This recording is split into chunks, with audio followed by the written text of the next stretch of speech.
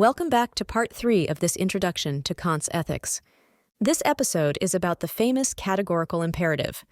We take a look at the formula of the universal law and use the example of lying to illustrate how the categorical imperative can be applied in concrete terms. But first, a brief recap of the content from the last video, which dealt with the goodwill and the different types of action. We know that, according to Kant, man is both a rational being and a sensory being. He has a sensory and a rational part. Only when purely reason, the moral law, determines the will is the will good and the action moral. Depending on what influences the will, Kant distinguishes between different types of action. Actions contrary to duty contradict the moral law and are therefore immoral. Dutiful actions are in accordance with the moral law, but they are motivated either by immediate inclinations or by egoism and not by pure respect for the moral law. Therefore, they are only legal, but not moral. According to Kant, only actions from duty are moral. For there, the will is determined exclusively by the moral law. But what is this moral law that alone is supposed to determine the human will?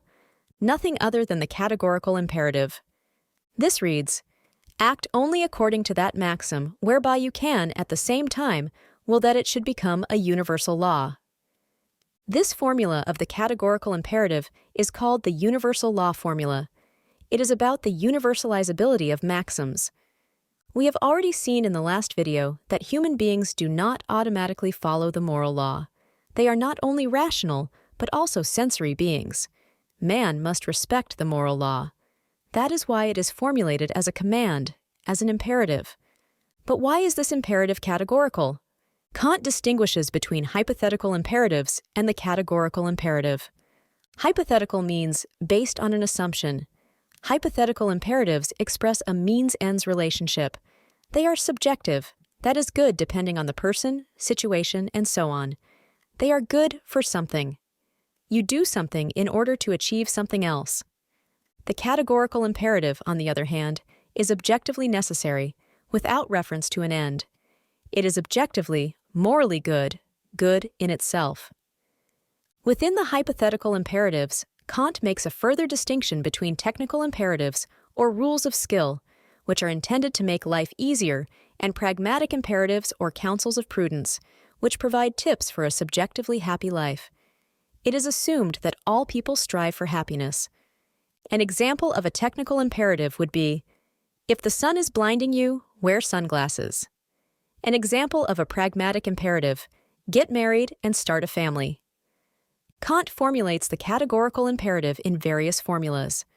The most important formulas are the universal law formula, the law of nature formula, the end in itself formula, and the kingdom of ends formula.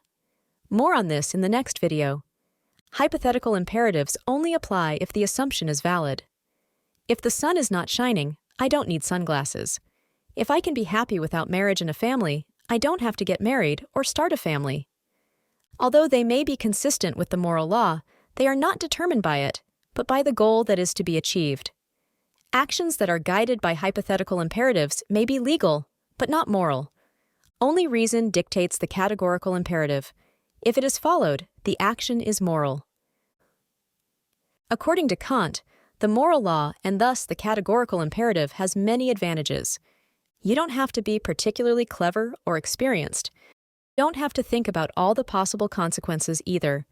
As people cannot see into the future, they cannot know what the actual consequences of their actions will be anyway. Before taking action, you just have to ask yourself, can I want my maxim, my subjective rule of action, to become a universal law that applies unconditionally for everyone and always?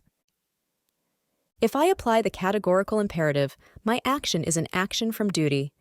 Only the moral law, practical reason, determines the will, not inclinations or expected consequences.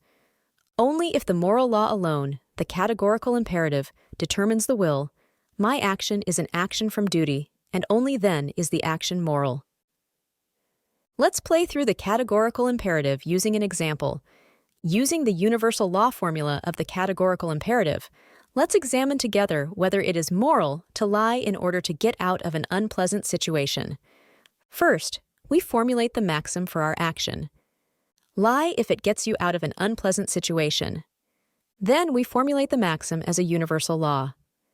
Whenever someone finds themselves in an unpleasant situation, they should lie. Can we want such a universal law? Of course not, because then nobody would be able to trust anyone else. This would mean that the maxim would destroy itself.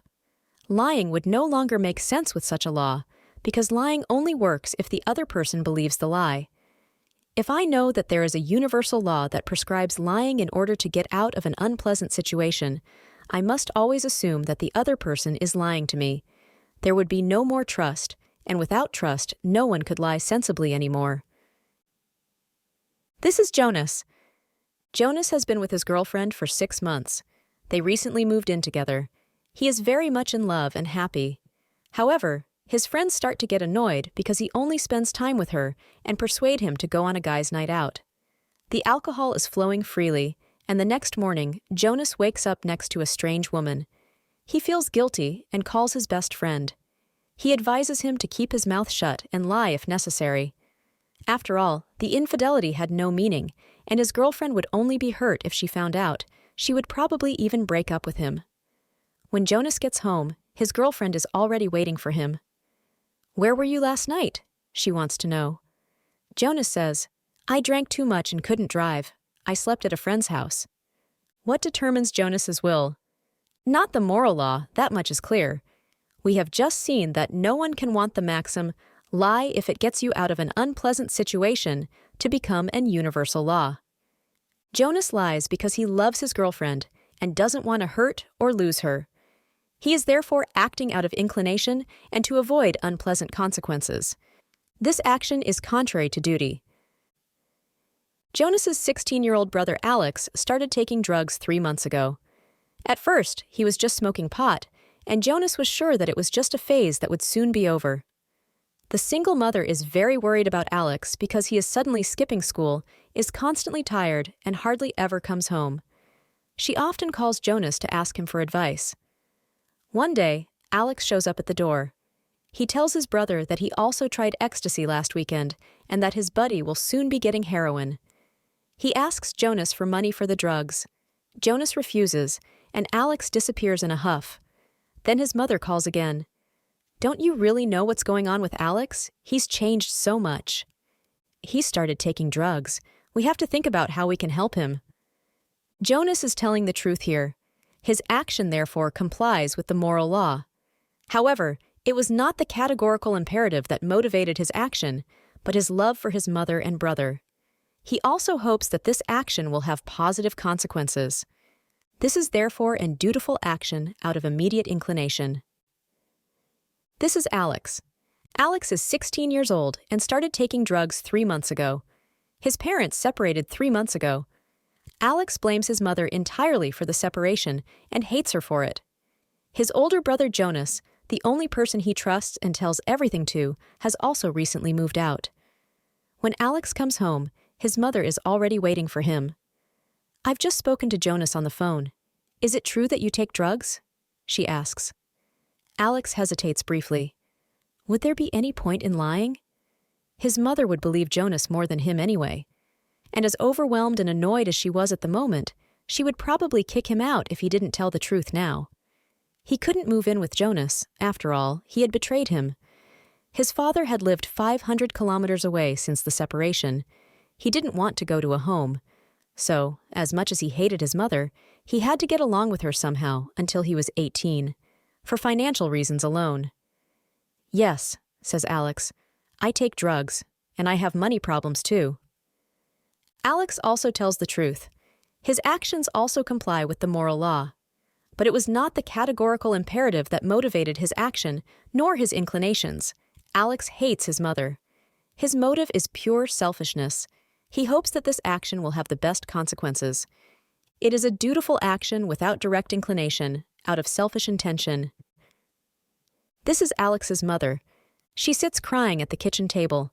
Her son has just confessed to her that he is taking drugs and also has money problems. Now he is in his room listening to loud music. She loves her son more than anything, even if he doesn't seem to reciprocate at the moment. She always wanted the best for him, wanted to teach him her values and morals, and raise him to be a good person. But since separating from her husband, whose infidelity she concealed from the children, Alex has changed dramatically. And now he is even taking drugs. How can she help him? After all, she doesn't want to lose him. Suddenly, the doorbell rings.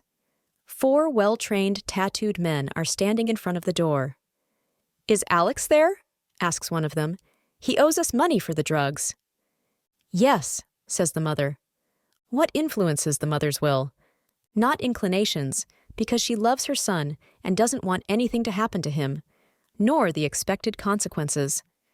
There is a good chance that the men will beat Alex up when they find out he has no money. This action is done out of pure respect for the moral law.